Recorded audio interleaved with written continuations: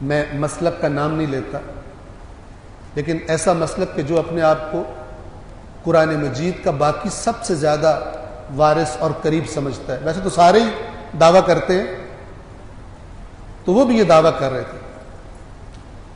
ذرا اس کی بات سنیے گا کہ کس طرح ہدایت کے دروازے اور اصلاح کے دروازے بند کر دیے گئے بزرگ پرستی میں.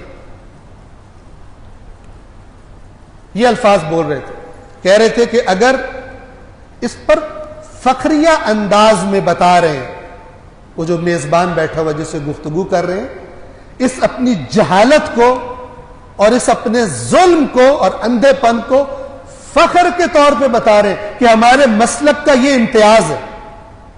کیا امتیاز ہے؟ کیا ڈسٹنکشن ہے؟ کیا چیز قابل فخر ہے؟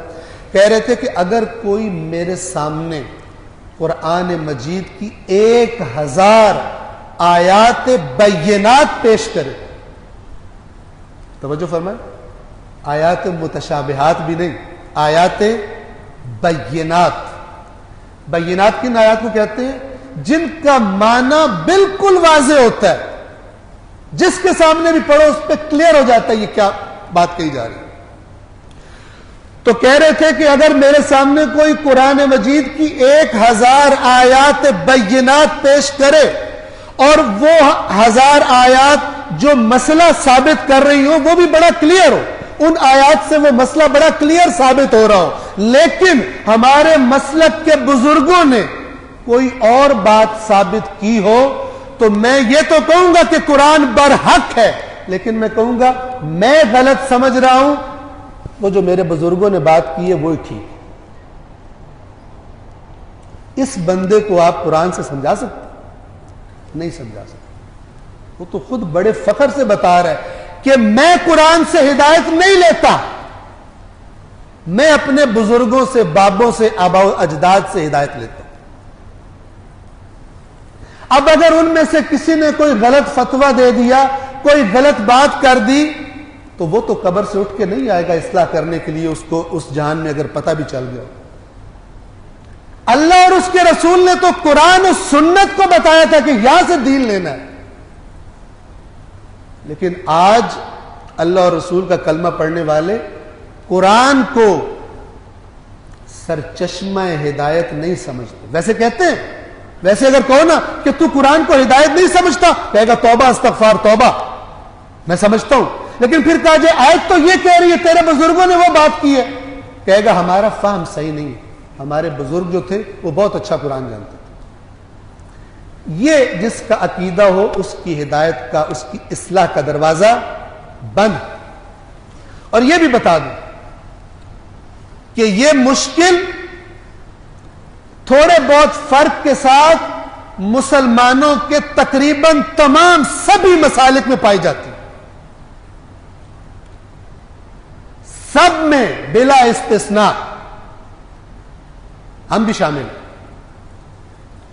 کہ قرآن کی آیت واضح ہو لیکن کسی بزرگ نے اس کے مقابلے میں کوئی بات کی ہوئی ہو، کوئی اس کی تعویل کر کے بلاخر ایسا مطلب نکالا ہو جو اس آیت سے نہیں پتہ چلتا. اگر آیت کو پڑھا جائے تو کیا کہیں گے؟ وہ بہت زیادہ جانتے تھے، ہم نہیں جانتے. اس کا نتیجہ کیا نکلا ہے؟ اس کا نتیجہ یہ نکلا ہے کہ عوام الناس قرآن کو نہیں پڑھتے. ہمیں کیا پتا جو ہمیں سمجھ آئے وہ ہے بھی یا نہیں.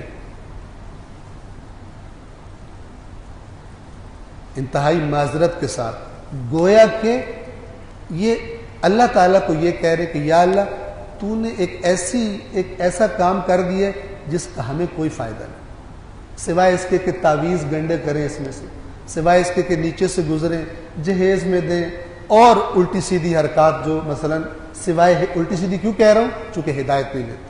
جب ہدایت نہ لے تو سب الٹا سیدھا. جو مقصد نزول قرآن ہے وہ نہ کرے تو باقی سب الٹے سیدھے. قرآن سے ہدایت لینے کے علاوہ اور کوئی کام نہیں ہے جسے کر کے قرآن کے بارے میں، جسے کر کے آپ قیامت کے دن رسول اللہ کی شکایت سے بچ سکے. صرف ایک کام ہے جسے کر کے آپ اس شکایت سے بچ سکتے ہیں، اور وہ ہے قرآن سے ہدایت لینا۔ باقی جتنے مرضی تعویذ بنا لیں، جتنے مرضی قرآن پرنٹ پبلش کروا لیں، مفت قرآن بانٹ دیں، جتنے مرضی مردوں کی قبروں پہ جا کے پڑھ لیں، جو مرضی کر لیں، اس شکایت سے آپ نہیں بچ سکتے۔ وہ شکایت ہوگی، اور وہ بڑی خطرناک شکایت ہے۔